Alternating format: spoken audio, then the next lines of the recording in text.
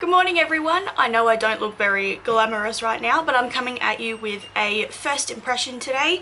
It is on the Designer Brands Matte Velvet Foundation. This is only fairly new, and when I saw that Designer Brands was releasing a matte foundation, I didn't care what the price was. I knew I had to try it. My favourite foundation currently is the Maybelline Matte and Poreless, but it is not really matte on me at all. It does not last very well on my skin and I get super oily with it still. So I'm hoping this is going to be pretty much better. I don't care what the coverage is like. I don't care if it emphasizes much texture, not that I have much at the moment. If this is even slightly more matte than the Maybelline one, this will take over as my favorite. Not only is this cheaper, but it's cruelty free and it's vegan. It's amazing. So when I saw that this was coming out, I died. So the packaging is like Designer Brands normal foundations. It is the frosted glass bottle with a black lid. The lid on this one is matte, or more matte than the others. I wish I had another bottle to show you, but unfortunately I haven't actually used a Designer Brands foundation in so long. The other colours I had were my tan shades and they don't match my tan that I have here because they're the wrong colours. But yeah, I love the packaging. It says matte velvet foundation. It says on here medium coverage and an SPF of 15. The lid at the top says DB for Designer Brands. You get a sticker at the side that seals the lid that tells you your shade, and you also get your shade on the bottom. I got the shade Porcelain Ivory, which is the lightest shade, and it says it's cruelty free and vegan.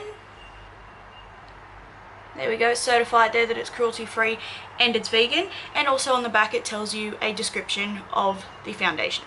So this foundation retails for $16.99. I bought it on sale for $12.99.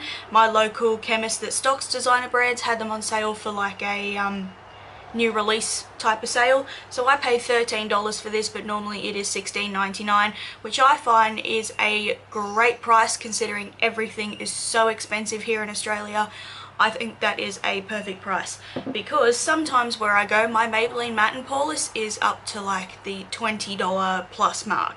Downside to this is it does only come in 6 shades. It goes very pale, which I feel like this might be too pale for me, but it does not go very deep at all. The claims on this foundation are few and simple. It is supposed to be a flawless matte foundation, buildable formula with medium to full coverage, perfect alternative to dewy foundations, obviously, and it is a non-drying, non-caking formula. On the back here it says it is a buildable oil control formula that evens skin tone and mattifies the complexion for an all-day flawless finish. Lightweight with a velvet texture that won't crease. It also says it's formulated with shea butter, aloe vera and vitamin E and C to soothe and rejuvenate the skin. It contains a peptide infusion to plump the skin and firm for a perfectly smooth look, suitable for all skin types. So I am pretty sure I have showed you everything. I'm going to take you through some swatches that I have of this shade compared to some of my other favourite matte foundations, and then we can get straight into the first impression. Okay, so swatch time. I pretty much put mine from lightest to darkest. Didn't realise. So this is the Designer Brands Matte Foundation in Porcelain Ivory, Maybelline Matte and Poreless in 110, my Miss Rose Foundation in shade 1, the L'Oreal Pro Matte Foundation, and Estee Lauder Double Wear in Desert Beige. So as you can see, Maybelline Matte and Poreless is pretty much my exact shade, so the Designer Brands Foundation is slightly more beige, so I have a feeling it's not going to be too bad. Now let's get straight into the first impression. So as usual, in like most of my first impressions, I am not wearing a primer on my skin. Some of my foundations, i.e. my Maybelline Matte and Poreless, I prefer without a primer just because my skin is so oily. I find that a lot of the times primers actually make my problem worse, and a lot of my primers are also color correcting, so I tend to not use a color corrector on the days I'm doing a first impression. I also forgot to mention earlier that the foundation comes with a pump. All Designer Brands foundations come with a pump. So I have a perfectly clean, I have my round top foundation brush here today.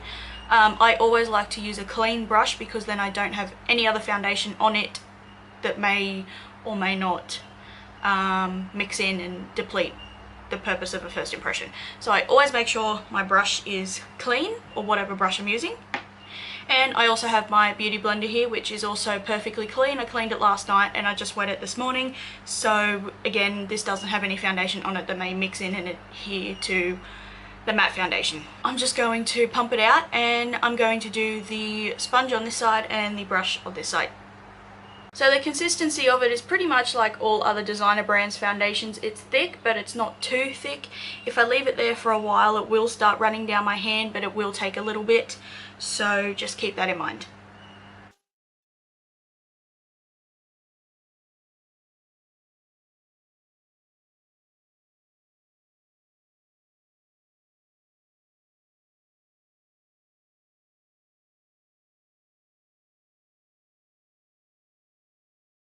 On the sponge side, I'd say I still have some product left over, so this is maybe, I'd say, a pump and a half. Yeah, a little bit went a long way. As you can see, the coverage is really nice. I'd say it's high, medium, low full, because I can still see some of my scars coming through and things like that, but it looks amazing. I will give you a close-up once I've done the other side, but it looks so smooth. It's actually going matte. It is drying, but it's still got a little bit of a tackiness. That may be because I did apply it with the sponge. Sometimes my matte foundations do that. I set my foundation anyway. It is oxidizing a tiny bit, but once I put my powder on, I don't think it will be much of an issue at all. It's not emphasizing texture, it's not emphasizing pores. It looks like my dream foundation right now. So I'm going to pump out a little bit more, and then I'm going to use my brush on this side. I also must say that the consistency in here is very, very smooth. It's not pumping out like it's lumpy or anything like that. So that is a good sign too.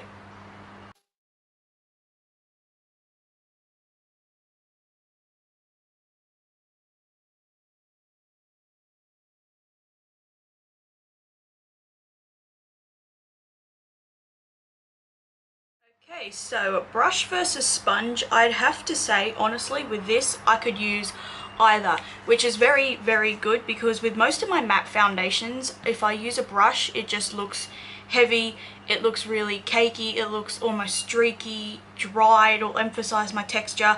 It's looking a little bit textured in between my eyebrows, everything always does, but it is nowhere near as bad as what it does sometimes. It is setting on my forehead. It's not emphasizing any of my texture of my scars. It's not even emphasizing all the texture I have on my chin at the moment. It's not even showing the dryness on the sides of my nose. It's not showing the creepiness I have on my eyebrows. This is looking amazing. Upon a first impression right now, I am so freaking happy. Now that it's dried down a bit, I still will set it. It's transferring a little bit, so just keep that in mind. But it's looking really nice over my nose. I hardly ever have a foundation that looks this nice and smooth over my nose. Brush versus sponge side, I'd have to say, really, honestly, either. It depends on what you have. It's nice to know I can use a brush with this, because some mornings I freaking hate using a sponge, because a brush doesn't add extra hydration. So there are some times where my face goes super, super oily because I've added so much hydration with a sponge. Sorry, my mum texted me. And so that's really nice, because I like using my brushes. I always use a sponge for concealer, but it's nice to know I have a brush option for this foundation. Alright, so I'm going to give you guys a close-up. This is natural lighting. It is actually very dull today, so I do apologize, but at the same time you can still see. Sorry, my phone is going off. You can still see though it's not emphasizing texture. I have no filter on my face right now. It has sunk into my one line right here a little bit, but in between my eyebrows is not as bad. You can see this like lump here, but you really cannot see half of all my other stuff. It's not caking up around the sides of my nose. It's not emphasizing my pores. It is amazing. I am going to go and do the rest of my makeup very quickly, and I will be right back. I must say that also it oxidized, I think, equally on both sides. Sometimes I actually have foundations oxidize more with a sponge and like not at all with a brush for some reason, or vice versa. But yeah, it's now about a shade too dark. It's okay once I put powder on and things, like it's the right tone. So once I put some powder on, my powder's very light, so I can probably just blend that down my neck and it'll be fine. Apologies for my cat, it's going nuts. Okay, so the rest of my face is done and everything blended out totally fine. No issues there. Once I put my powder on, it did look a tiny bit drier in the center of my forehead, but once my natural oils come through, give it about an hour and it will be totally fine. The only thing I sort of noticed was my eyebrow products was a little bit harder to put on my face just because the foundation underneath is so like matte. But I have that problem with Estee Lauder Double Wear, the L'Oreal matte foundation, so it's not it's not just this foundation that it does it. And my concealer was a little bit harder to blend out just because the foundation had dried so much. It was making the concealer dry. But other than that, really everything else blended out totally fine. It looks perfectly smooth. It looks a little bit more dry once I put my powder on. But I also think my powder this morning I used was my Sugar Box one. I didn't bother with my other powder that I have because I pretty much use this on a daily basis anyway now. But I really like it. I put some highlighter here and the tiniest bit on my Cupid's bow and the end of my nose, and on this side obviously. So I pretty much don't have any down the center of my nose or on my chin. I have a tiny bit on my chin. So minimal highlighter so I can tell if I go oily or not. Sorry, garbage truck is coming. So I will put down the products in the description box, the rest of the things that are on my face. The check-in time is 8:15 because that is when I finished my face makeup, and I will see you guys in a few hours. Hello everyone, the time is currently 12:15, so I have had this foundation on for 4 hours at the moment. So far, I have to say it's okay. It has come off a tiny bit on my nose. I was wiping my lip color off earlier and I wiped my nose and it did sort of wipe a little bit off. I didn't have too much product on my nose to begin with. And I am starting to go a bit oily around here and my forehead. My forehead is starting, my skin is starting to hurt. I need to straighten my fringe. But my skin is starting to hurt, so I'm praying this does not break me out. I've tried 2 other types of the designer brands foundations and they haven't broken me out. So, crossing my fingers hoping this one works. Yeah, other than that, I'm just going a little bit oily. It's looking a little bit more textured in between my eyebrows as my oil starts to come through. It's come off a little bit on my chin because when I was wiping my lip color off, I just got a tissue and just wiped my mouth. I didn't even look in the mirror or anything like that. Other than that, it hasn't oxidized any more than what it normally does. Blush, bronzer, highlighter is all still on. So far I am happy with it. It's not looking the best considering I've only had it on for 4 hours, but I have to say I am a lot less oily than what I am if I use my Maybelline Matte and Poreless. This I'm usually completely greasy by now. So I have to say I like this one a lot more than the Maybelline one at the moment. The Maybelline one's got more coverage, but this one just looks more matte. So what I might do is, one day I might actually try this with my MAC primer, the matte primer, just try it with other ones like that just to see what happens because, yeah, I know I did put a lot of moisturizer on my face this morning, so that also could be why I'm going a bit more oily, but also 4 hours. It's been 4.5 hours pretty much since I washed my face, and going oily like this is normal for me. So at the moment I am pretty happy with it, just considering how it has held up pretty well.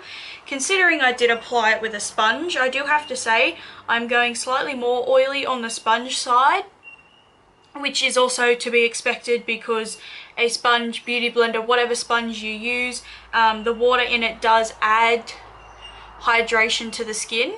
Does add hydration in your foundation, so that is to be expected. But yeah, it like really, now that I've put my bronzer on and my powder's been all put down my neck, the colour pretty much matches me.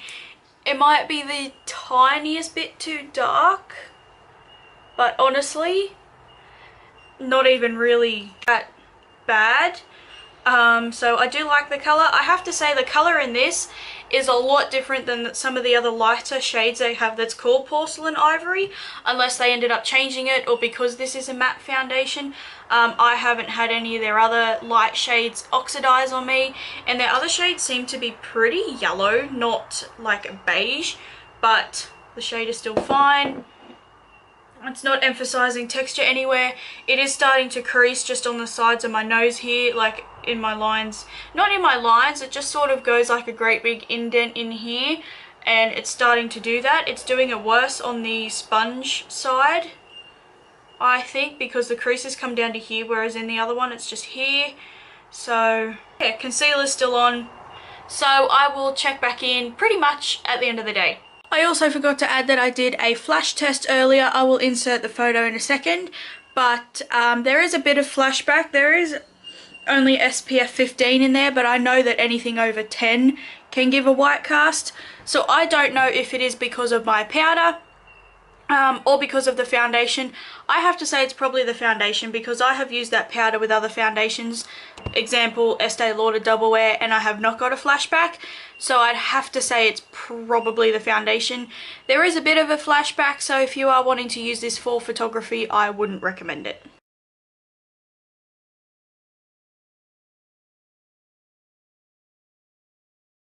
Hello everyone, it is the end of my afternoon. It is 5 PM and I am going to go and wash my face. I want to have a hot bath, soak my muscles and remove my makeup. My face feels like I've been wearing makeup all day, like I feel a bit sticky around the sides of my face, and I usually do that with foundations that don't set properly, which is really, really weird. I'm sorry if you can hear my mum yelling. She knows I'm filming, so she's talking extra loud. Basically, it had come off a little bit more on my nose, but really, I am actually super, super impressed with this. I like this more than my Maybelline Matte and Poreless. This lasts a lot longer on my skin. It has come up a lot more like chunky looking, particularly here. But other than that, really, I do go oily. Pretty much I go oily with everything, no matter what these days. Even when I use my MAC primer and all that, I still go really, really oily. But this is probably the least oily I have been in a long, long time. It did come off on my nose a little bit, but I didn't apply that much product to my nose, so that also could be why. But yeah, it has sort of looked a little bit heavier around here. It does look worse on the side where I use the sponge, probably because the sponge sort of makes it more sit on top of my skin more, whereas a brush like buffs it in and melts it into my skin. So yeah, it does look a little bit more heavy on my face around here, around all my texture, scarring, and even my pores. Not that it's accentuating my pores, it just looks a little bit more makeup-y here. It does on this side too, but it is more pronounced on this side. I sort of have almost like a little line where you can see my concealer is matte and the rest of my face is a bit oily. But other than that, I really, really like it. It hasn't faded.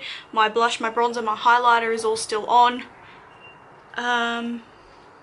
Yeah. So, if you guys really want to see another first impression on any foundation or anything, let me know down below. I am starting to buy up products to use in a full face of first impressions. I am going to continue testing out this foundation with other primers, powders, etc. And I will let you guys know in future favorites videos or other get ready with me's or something like that. But I am super impressed with this. The shade is a tiny, tiny bit dark, but really you can't even notice it unless you look really up close. So yeah, I hope you all really enjoyed this video. Please check out my description box down below for my social media sites and other information that I want you to know. Hit the subscribe button while you were down there, and I hope to see you in my next video. Bye!